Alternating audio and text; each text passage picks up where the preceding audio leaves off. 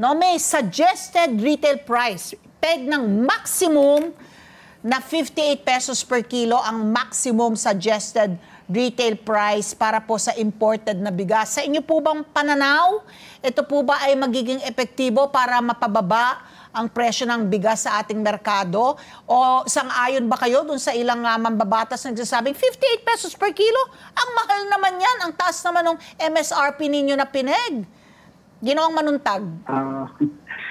Ganito po kasi yan yung siguro pong layunin po ng ating secretary is hindi magtaas ng bigas beyond doon sa 58 pesos. Siguro yun po yung reason dahil po sa ngayon po, at present situation po ng presyo sa world market, pababa po yung presyo. So kaya-kaya po yung 58 and then siguro po sa mga susunod na araw, mapababa pa kasi po nagtutuloy-tuloy naman po talaga yung pagbaba po ng presyo sa world market. Sa imported po na bigas, yung pinag-usapan po natin. Siguro baka hindi lang po doon nagka-anuhan dahil 58 kasi dati po yung mga 60 plus po na tayo nakikita. So ngayon, sa 58, kaya-kaya po yan ng mga importer, wholesaler at retailer na maibenta at pababa po siguro. Ito po yung mga premium rice po na pinag-usapan po natin. Yung po mga well-milled po natin at saka mga regular po natin, kaya po magbenta sa 48 pesos po sa ngayon po. Para lang po hindi magkaroon ng kalitungan, ito pong 58 pesos is para po sa mga premium po ito na bigas. Yung mga mamahalin po. So ano po, Sir Orly po, itong 58 na MSRP, sabi nyo nga imported po ito. At maasahan rin ho ba namin dahil may MSRP na, hindi na magkakaroon ng kalituhan. Kasi nga, ang dapat daw tinitingnan, yung premium, yung brokenness lang po Baka pwede nyo ikwento, no? Sinasabi po ni Asik Arnel, na dapat talaga tinitingnan kung 5% ang broken na bigas, yun ang mas magandang kalidad, no? Mas mataas po yung presyo noon.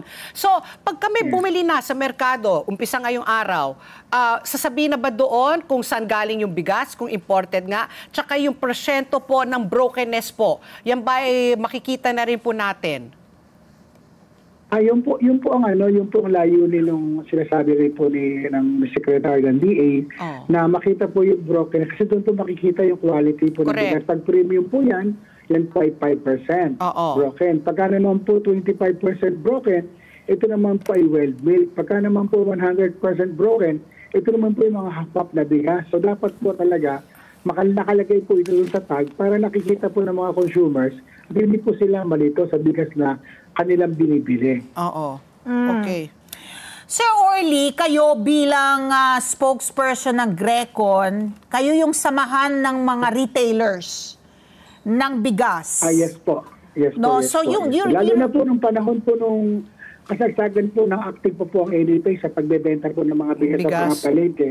Diyan po active po yung mga Grecon po natin dahil kami po yung mga nakakaroon ng mga bigas sa bigasang bayan through NFA po ng mga government stocks po na binibenta po natin para sa taong bayan. I remember ang PRISM kayo yung nagsasabi na talagang pwedeng ibaba sa talagang ang baba ng per kilo nyo na bigas I remember your statement na gano'n, ano? During that time, nagkaroon po kami ng 38 pesos po na campaign. Correct. Na tulong po namin po yun sa ating mga consumers at nakita rin po ng gobyerno, tumutulong po talaga tayo sa pamimili. So help me understand, no, bilang kayo ay spokesperson para dun sa retailers, no? Bakit nga ba yung sinasabi po ng DA na kahit anong gawin namin, hindi talaga namin mapababa ang presyo ng bigas?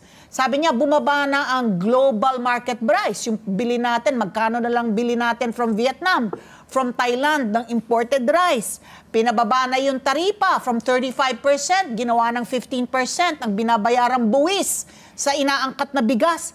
Bakit hanggang ngayon po ay talagang hindi po bumababa? Ito po ba ay talagang pananamantala na?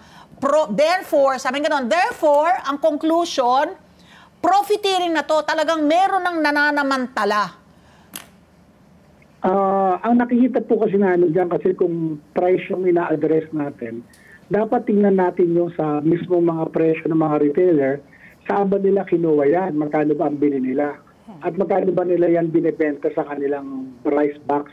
Siguro isa po yan. Pangalawa po, saang supply kinuha ng retailer yan.